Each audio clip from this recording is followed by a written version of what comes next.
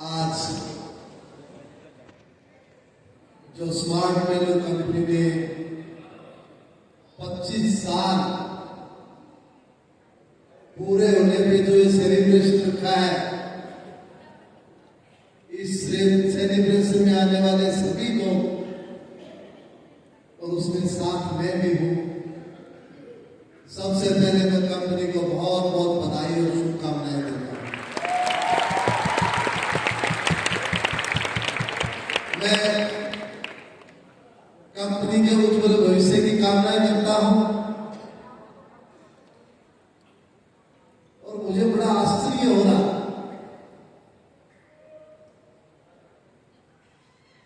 जब मैं आप सबको देख रहा हूं, तो मुझे ऐसे लग रहा है कि मैं ये कंपनी के प्रोग्राम में ना आके कॉलेज के प्रोग्राम में आया हुआ हूं, क्योंकि जो नई जनरेशन है, मेरे ख्याल से 18 से 26 साल की उम्र के जो युवा हैं, उनकी संख्या 80% के आसपास मुझे नजर आ रही है।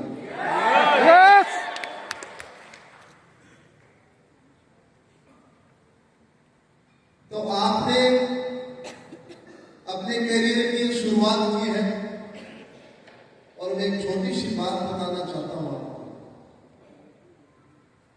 इस कंपनी ने 25 साल पहले जब शुरुआत की थी, तो सबसे पहली शुरुआत एजुकेशन सेक्टर से की थी। उसके बाद लगभग ऐसे 150 प्रोडक्ट थे, 150 अलग अलग जो ये कंपनियां भी बना रही है, उसमें काम कर रही है। एक बार सोचिए आप, ओपनिंग एक से होती है और कहा कितनी 25 साल में कितनी ग्रोथ की है। ये सब उन कंपनी के जो निष्ठावान डीलर, एम्प्लॉय जितने भी हैं, उनका सबसे बड़ा योगदान रहा है ना? मैं थोड़ा सा बताना चाहता हूं आपको।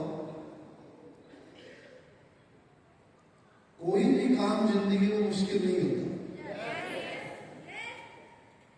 मेरी जो डिक्शनरी है उसमें मैं किसी भी काम को मुश्किल नहीं मानता। मैं ये मानता हूं उस काम को मैं समय कितना दे रहा हूं, वैसे रिजल्ट आएगा। yes.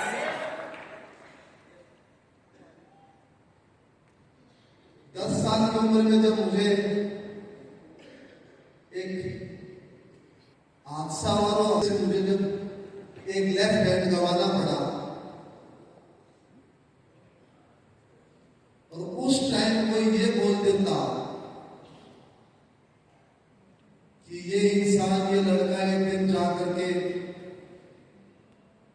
पैरालंपिक गोल्ड मेडल लेगा, एक दिन ये पद्म भूषण लेगा, एक दिन इसको खेल रत्न मिलेगा, तो मजाक से ज्यादा कुछ ही नहीं। क्योंकि मैं बिल्कुल ग्रामीण क्षेत्र से आता हूं, ग्रासरूट से आता हूं। बिल्कुल पूरी की पूरी मेरी पढ़ाई, पूरी की पूरी मेरी एजुकेशन सरकारी स्कूल में हुई, सरकारी कॉलेज में हुई। वहां कोई माहौल नहीं था स्पोर्ट्स का, बस मेरे अंदर एक जुनून था। हर कोई क्या कहता है, जब मैं सुनता था कि ये अपनी जिंदगी में कुछ नहीं कर पाएगा, ये क्या करेगा, इसके एक हाथ नहीं है। दो चीजें होती हैं यहां से शुरू, या तो मैं हार मान लूं कि मेरे हाथ नहीं है, मैं कुछ नहीं कर पाऊंगा, या मैं संघर्ष कर लूं कि नहीं मैं लड़ पाऊंगा, आगे बढ़ूंगा मैं, और मैं कमजोर नहीं करूंगा। वहीं से मैंने शुरुआत की कि मैं कमजोर नहीं कहलाऊंगा। कहीं न कहीं कमजोर में कहलाने की जितने ही मुझे दुनिया का चैंपियन बनाया।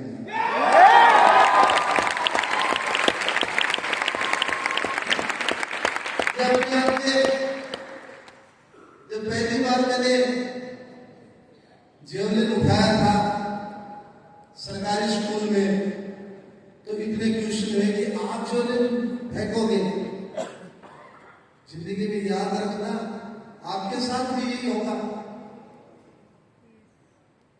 जब आप कोई शुरुआत करोगे तो आपको मजाक बनाया जाएगा आपका कि आप क्या करोगे इसमें, बनाते हैं मजाक। जब आप थोड़ा सा सक्सेस की तरफ जाते हो तो वो साइलेंट होते हैं, कुछ नहीं बोलेंगे। और जब हाईएस्ट पीक पे आप जाते हो तब वो लोग क्या कहेंगे, हमें तो पहले ही पता था ये सक्सेस होगा। ये लोगों का नजरिया चेंज होता है। तो सबसे पहले हमें किसी पे ध्यान नहीं देना जिंदगी में। मेरे लिए उसने क्या बोला, यदि आप रिएक्शन करते हो उस पे, इसका मतलब कि आप अपना टाइम खराब कर रहे हो जिंदगी का। देखिए आप युवा हैं, अगले 20-25 साल आपके हैं इस दुनिया में। जब 25 साल की उम्र में, 20 साल की उम्र में आप कोई काम स्टार्ट करते हो, आज देखिए 25 साल होगी ग्रोथ। इस कंपनी ने कितनी ग्रोथ की है, 25 साल में आप भी कितनी ही ग्रोथ कर सकते हो। आपका सकारात्मक सोच। और मैं बताना चाहता हूं आपको, आज दुनिया में यदि मैन पावर देखी जाए, मैं लगभग 100 कंट्रियों में जा चुका हूं। ऐसे ऐसे देश हैं, यदि वहां पे हमारे हिंदुस्तान के नौजवान 2 दिन की हड़ताल कर दे तो वो देश रुक सकता है। ये हमारी दुनिया में ताकत है।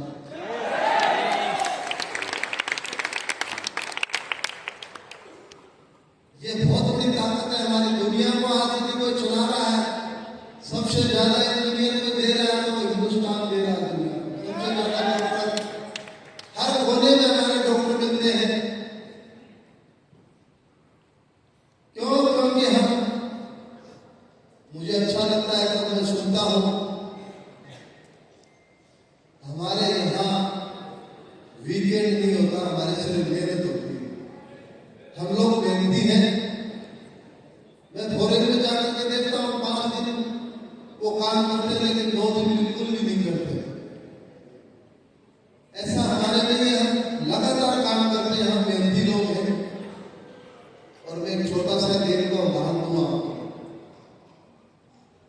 जब 2002 के अंदर पहली बार मेरा सिलेक्शन हुआ, एशियन पैरा गेम्स हो रहे थे दक्षिण कोरिया में, बुसान में। जब मेरा सिलेक्शन हुआ वहां पे, मैं कॉलेज स्टूडेंट था, और दिल्ली में जब मैं आया मेरे फादर साहब के साथ, तो जब मैंने किट ली और वो जब मैंने किट पहन करके देखी, तो मैंने वो किट 5-6 बार पहनी। तो मेरे फादर साहब ने पूछा कि क्या आपकी किट सेट नहीं, क्या बड़ी है या छोटी है? तो मैंने कहा मेरे बिल्कुल नाप की है किट है, फिट है ये बिल्कुल, लेकिन मुझे इंडिया का ब्लेजर पहन के प्राउड फील होता। आज मुझे याद है 2004 के अंदर, जब मैं 2002 के अंदर एशियन गेम्स में गया, पहले ही गेम में गोल्ड मेडल के साथ नया एशिया रिकॉर्ड किया। इसके बाद जब 2004 के अंदर एथेंस पैरा ओलंपिक के अंदर मैं गया, तो मैं भारतीय टीम का कैप्टन था, मैं ध्वजवाहक था। जब उस देश के राष्ट्रीय ध्वज को मैं लेकर के चल रहा था, तो मेरे दिमाग में एक ही सेंटेंस घूम रहा था कि मुझे इस देश के लिए गोल्ड मेडल जीतना है, मेरे भारत के लिए मुझे गोल्ड मेडल जीतना है। गोल्ड मेडल नहीं, गोल्ड मेडल तो जीता ही जीता, नया वर्ल्ड रिकॉर्ड भी ब्रेक किया।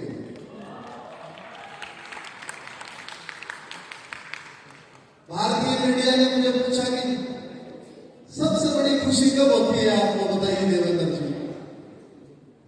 तो मैंने बताया जब मैंने गोल्ड मेडल जीता और मेरे देश का जो फ्लैग था, राष्ट्र ध्वज सबसे ऊपर जाना था, और जब राष्ट्रीय गान हुआ और दुनिया उस राष्ट्रीय गान के सामने खड़ी हो रही थी, उससे बड़ा जिंदगी में मेरे लिए कोई पल नहीं।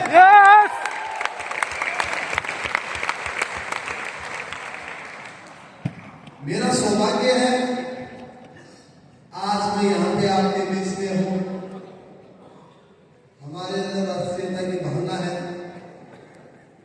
हर व्यक्ति के अंदर राष्ट्रीयता की भावना होती है, पर हम सीधे जुड़े हुए हैं क्योंकि इंटरनेशनल लेवल पे खेलते हैं तो हमारी भावनाएं ज्यादा दिखती हैं। ऐसे ही मैंने प्लान बनाया जब मैं टोक्यो जो मेरा पैरालंपिक था, उसके बाद मेरे 12 साल मेरा इवेंट नहीं गया। 2008 बीजिंग पैरालंपिक में जर्मनी इवेंट नहीं गया और लंदन पैरालंपिक में मेरा जर्मनी इवेंट नहीं गया। यहां से मैं चाहता तो गेम छोड़ सकता था, मेरे पास अच्छा बहाना था, लेकिन अंदर ये था कि देश के लिए खेलना है और मुझे खेलना है देश के लिए और मेडल जीतना है। 12 साल के बाद मेरा फिर इवेंट आया रियो पैरालंपिक और मैंने मेरे दोस्त से कहा, उस समय मेरी 35 साल उम्र थी। दोस्त ने कहा कि आप 20 मिनट आप तो भाग शायद ही ले पाओगे क्योंकि आपकी उम्र बहुत हो गई है। मैंने कहा मैं भाग नहीं, इसमें मैं गोल्ड मेडल जीतूंगा, आप देखना मेरे देश के। 12 साल के इंतजार के बाद 23 साल की उम्र में जो मेरी परफॉर्मेंस थी, 12 साल पहले जो मैंने वर्ल्ड रिकॉर्ड ब्रेक किया था, उस वर्ल्ड रिकॉर्ड को ब्रेक करके फिर से गोल्ड मेडल दिलाया इस देश को। 12 साल में माननीय प्रधानमंत्री जी से मिला मैं, नरेंद्र मोदी जी से मिला मैं, उन्होंने कहा देवेंद्र आपने इस देश के युवाओं को एक रास्ता दिखाया है कि हिंदुस्तान का व्यक्ति एक गोल्ड मेडल नहीं 2 गोल्ड मेडल में जीत सकता है। बाद में माननीय प्रधानमंत्री जी ने मन की बात में भी वो चर्चाएं की थी कि 12 साल बाद में थोड़ी सी अवस्थाएं भी चेंज हो जाती है, थोड़ा सा ध्यान भी कम हो जाता है, लेकिन देवेंद्र ने अपनी पूरी मेहनत से गोल्ड मेडल दिलाया इस देश को। 2017 में मुझे मेजर ध्यानचंद खेल रत्न से नवाजा गया। मैं पहला डिफरेंटली एबल भाई अवार्ड में।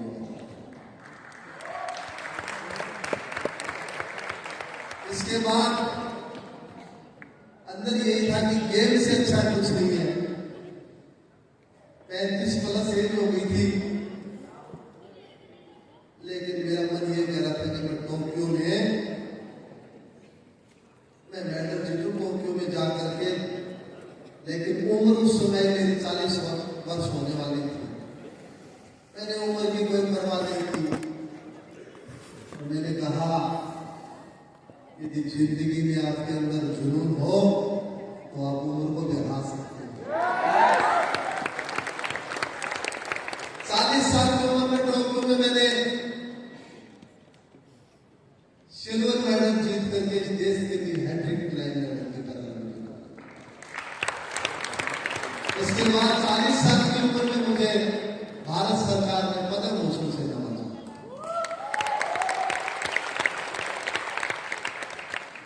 उस गांव से लेकर के दुनिया के शिखर तक पहुंचना, उसमें सिर्फ मैंने एक ही सीखा है कि आप किसी भी फील्ड में हो, कोई भी फील्ड हो, उसमें रुचि से काम नहीं चलेगा, आपके अंदर जुनून पैदा करना होगा। और जुनून पैदा करोगे आप, तो मैं आपसे दावा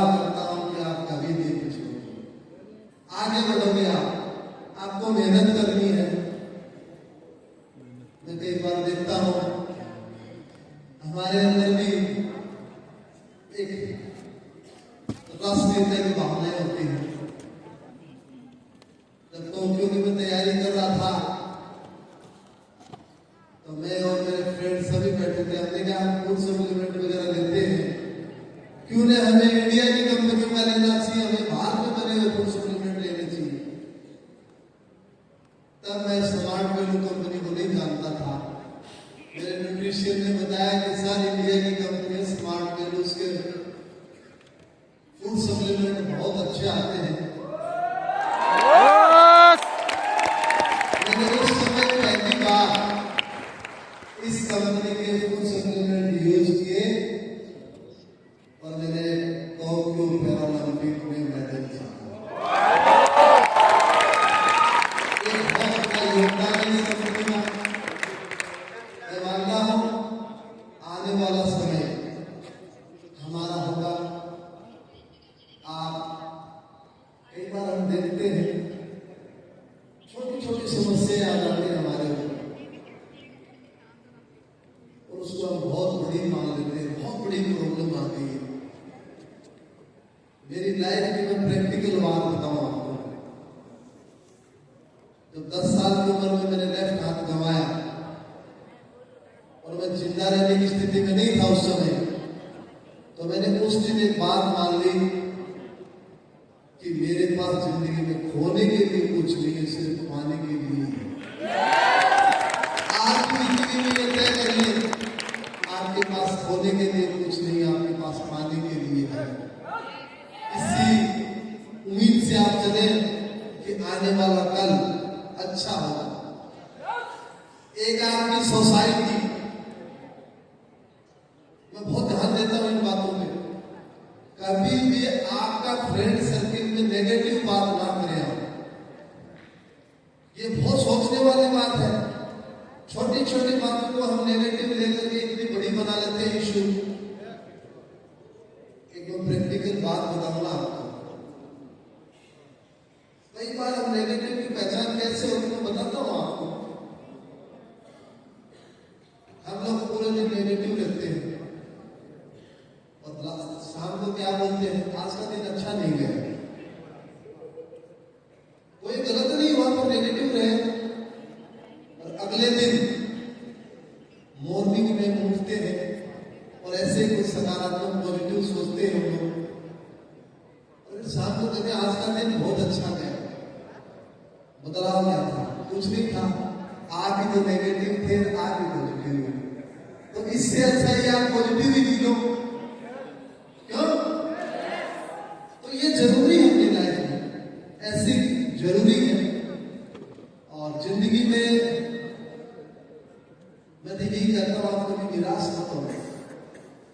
आप निराश होंगे, कुछ नहीं मिलने वाला उस निराश से। आप पॉजिटिव रहेंगे, सब कुछ मिलने वाला है अपनी लाइफ में। आप ने मुझे इतने लंबे समय तक सुना, मुझे अच्छा लगा। इस कंपनी को मैं पुनः बहुत बहुत धन्यवाद देता हूं। आने वाला समय इस कंपनी का और अच्छा हो। आप जैसे यूथ इस कंपनी से जुड़े हुए हो, मुझे लगता है आने वाला टाइम इनका बहुत अच्छा होगा। आप सब लोगों के बीच में आने का मुझे सौभाग्य मिला। बहुत बहुत धन्यवाद। Thank you so much.